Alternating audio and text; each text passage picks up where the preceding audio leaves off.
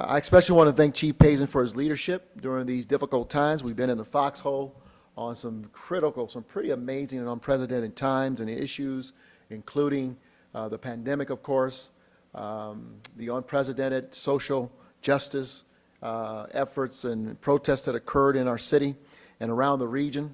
Although he's not with us today, he's on a much deserved and needed long overdue vacation before this transition. But I'm proud to introduce my nominee to be the next Chief of Police for the Denver Police Department, Division Chief Ron Thomas.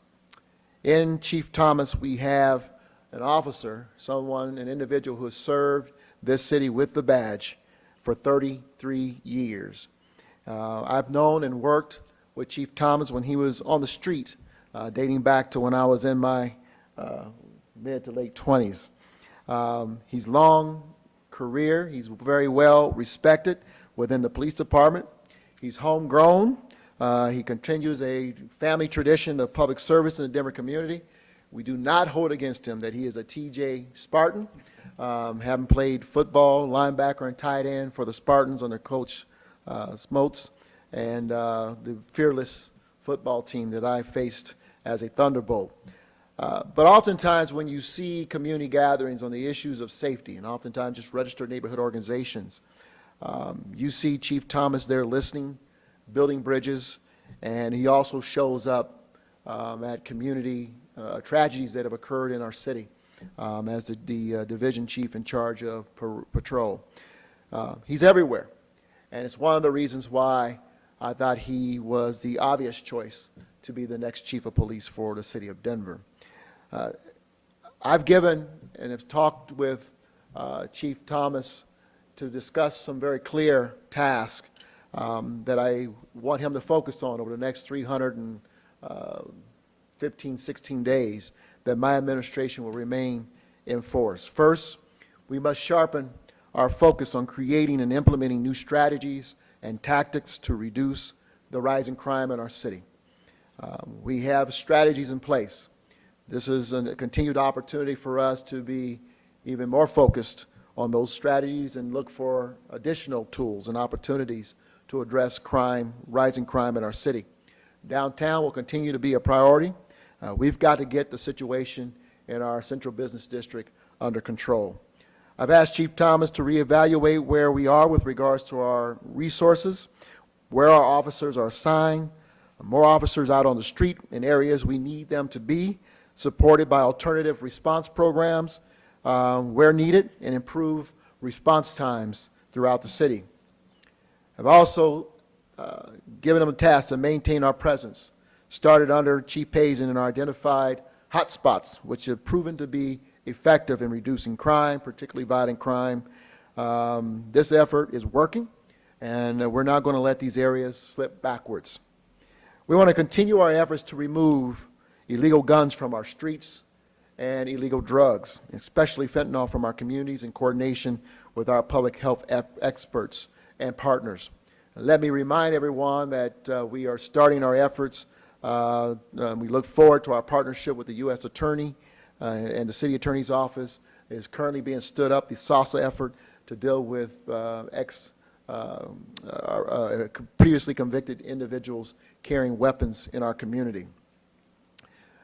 We also want to continue to monitor our soon-to-be released our budget, lauding our safety priorities focused on training and hiring more officers.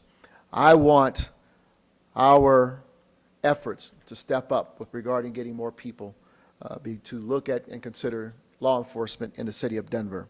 And that starts with our officers, recognizing them for the work that they do. And I know Chief Thomas is proud of the men and women who wear the uniform every day, as I am. But we got to recognize the fact that we're down 170 officers in this city. And we need to get those numbers back up to improve our ability to respond in a timely fashion, to improve morale of our men and women in uniform, as well as to improve the safety of the people who are in our city. We want to continue our efforts around training, effective policing. As I talked about in the State of City address, I want our officers to be the best trained law enforcement in the country.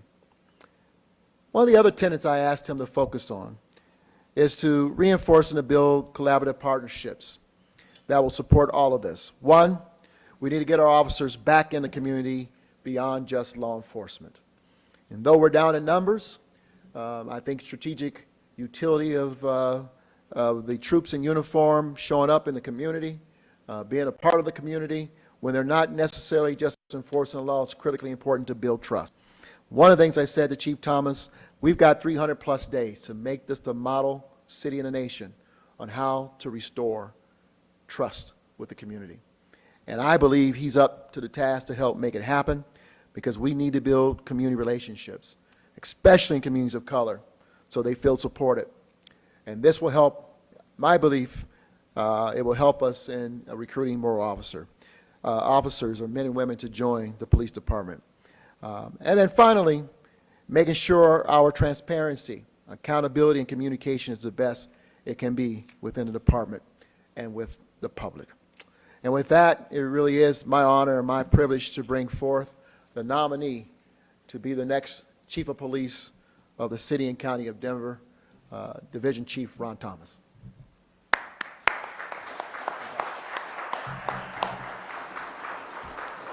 I'm going to have to adjust this a little bit. I think it needs to be a little taller for a TJ grad.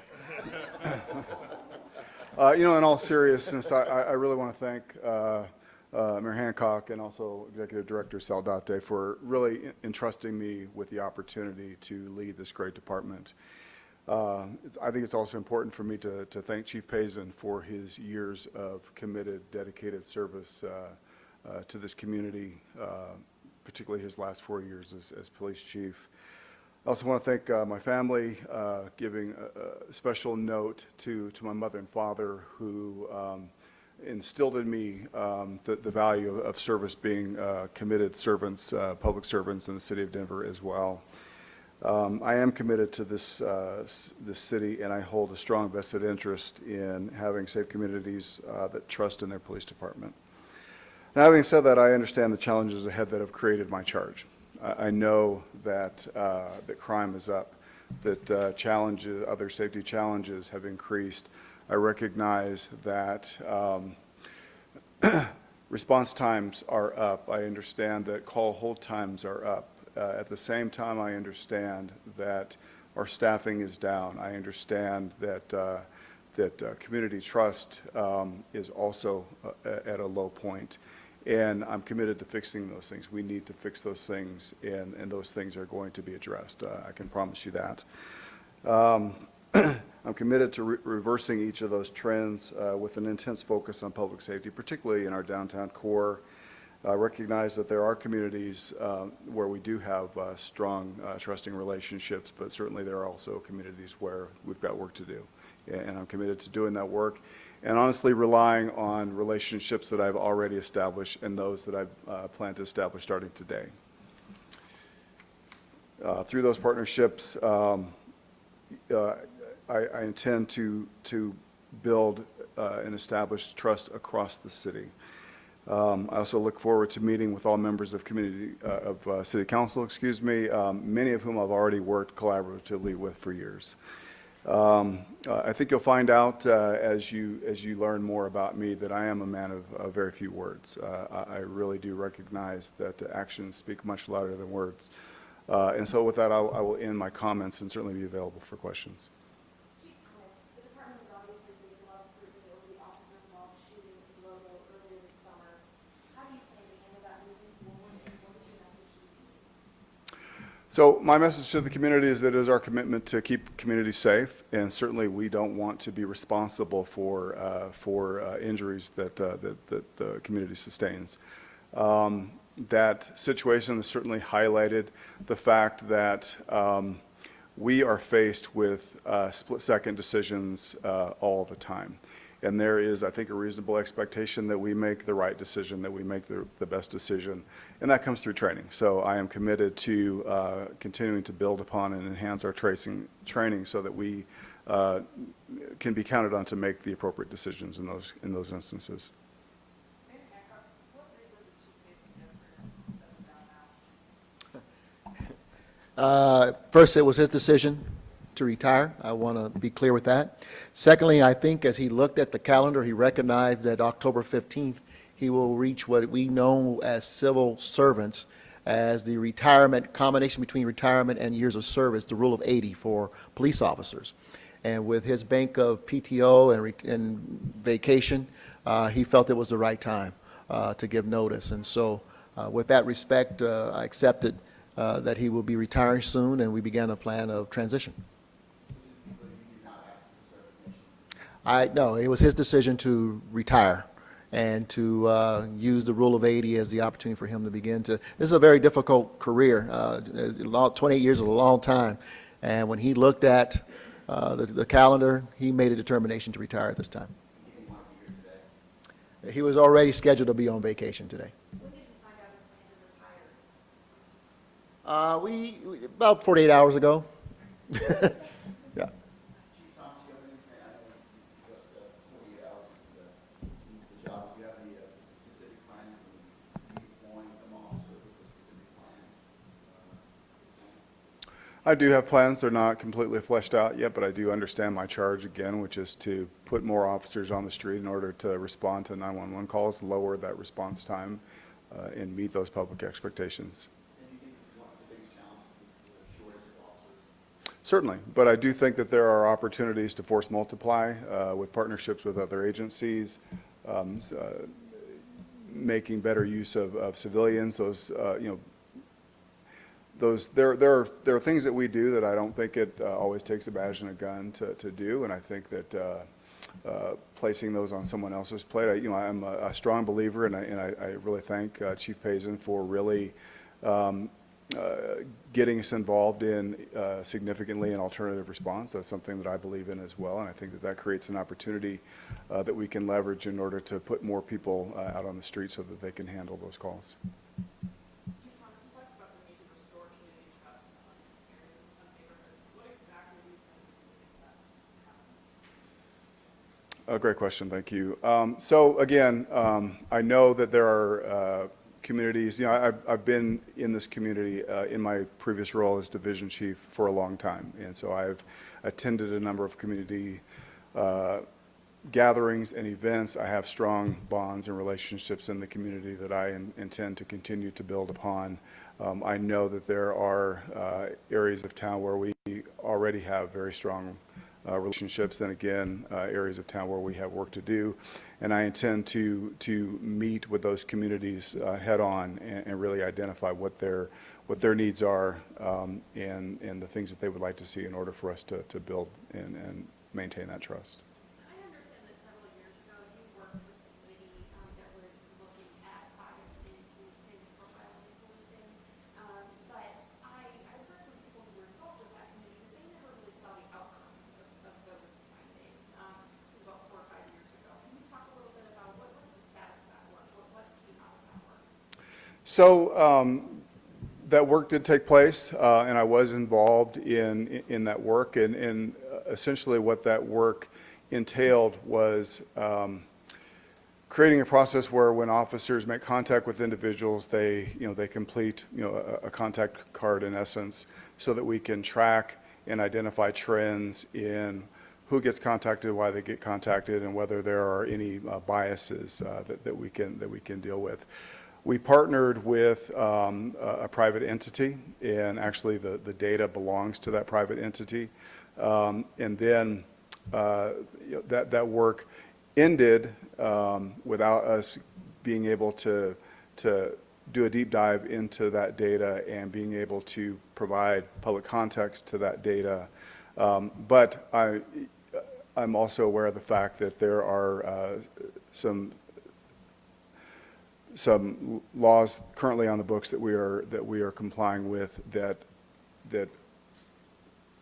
mandate us to do some of the very same things that we had agreed to do in that bias policing study. Chief Thomas, Chief Pazen was not shy about voicing his frustration with some other aspects of the criminal justice system in terms of the role and repeat violent offenders being done in the street, low bonds, low bonds. Do you share his frustration? If so, what can you do about it? Certainly, I share his frustration and concern about that, and I appreciate the fact that he has done a lot of work to identify the challenges ahead of us, the challenges that we deal with every day. But really, I think that it's my responsibility to identify what do we do with that? What do we do next? I mean, I find little value in expending energy on things that I can't control. What I can control are the men and women that are out there on the street answering calls every day. Chief, are you planning to stay chief after Mayor Hancock's term is over? It's a long-term plan for you, or? This is, you know, I can't tell you that this is something that I envisioned when I was sitting in the academy 33 years ago, but certainly as my career has evolved, I've certainly wanted to become the chief of police, and I'm honored to have this position, and I plan to continue in this position. Are you hoping that Chief Pazen runs for mayor next, or are there plans for that discussed yet? You know, Chief Pazen and I are very good friends, and I certainly hope that he is successful at whatever endeavor he engages in. Have you heard that he might want to run or anything? I have not heard that myself, no. What do you plan to do to recruit new officers? You know, every department across the country is dealing with the shortage of police officers. What can you do differently to try to increase those numbers? Very good question. Obviously, something that's a concern for the Denver Police Department, many other departments within this state and across the country. I really need to get a truer sense of what our efforts have been and how I can improve those efforts. I certainly think that it's important that we have diversity in our ranks already, diversity at the leadership level. I think that is going to be very important to attracting the kind of force that we want to have. Will Chief Pazen be back in the department at all?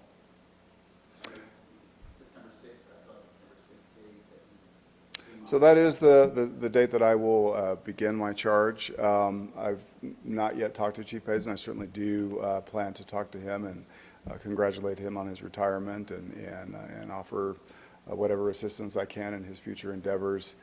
Can you repeat your question? I'm sorry. In charge of the department between now and September 6th. It will be I, yes. Yes, You're technically in charge of the department, right? that is correct.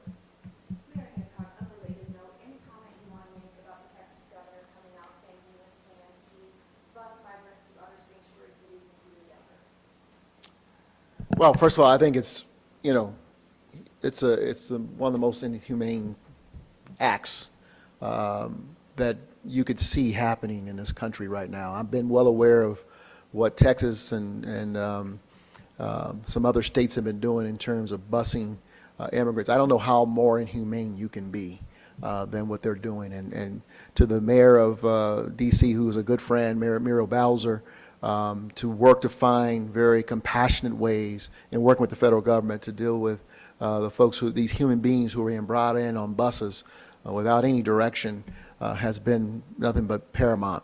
You know, it hasn't occurred here yet in our city. We'll deal with it when we get there. But at the end of the day, we'll demonstrate humanity and compassion here.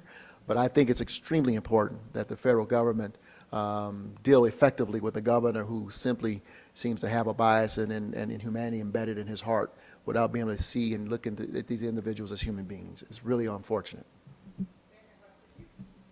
What was the selection process like here to talk to other people, or this is like that? Well, let me first introduce to my back behind me. To my right is the Director of Safety, Armando Saldate. There, obviously, I have a team of advisors that we work with. When we knew that Chief Pazen will be retiring, the first question I had is, who do we have next? Obviously, 317 days does not allow us to do a national search, particularly not being able to guarantee someone a job. Not that we had to, but I think the question that we tried to address since I came in office in 2011 is how do we build a bench of leaders within the department who can step up and assume leadership when called upon. Division Chief Ron Thomas was the first name out of everyone's mouth. I have advisors, informal advisors outside of the city of Denver who I also call and say, who do you think? And when I mentioned Ron Thomas, first of all, I didn't have to mention a name, they mentioned Ron Thomas. And when I asked about Ron Thomas, every one of them had glowing comments about Ron Thomas. And again, I'll remind you that I've known Ron Thomas before I was even in politics. He was a beat officer in a community that I grew up in and spent a lot of time. So and we had common friends as well. So we were familiar with one another, and as I came on city council, I watched him in his career grow, and hopefully have been helpful to him as he matriculated through his career. So it wasn't a difficult decision at all. I knew I had to make a quick decision. I didn't want to leave it, the community under questioning who was going to be the next chief, if we had people who were ready to go, and Ron Thomas was the most prepared and recommended name that we received. Maybe one more, and then we'll take off. What's your hope, Chief, 2 years from now? What do you want this department? Quite frankly, I want this department to be what the people expect it to be. So, and I believe I can deliver on that.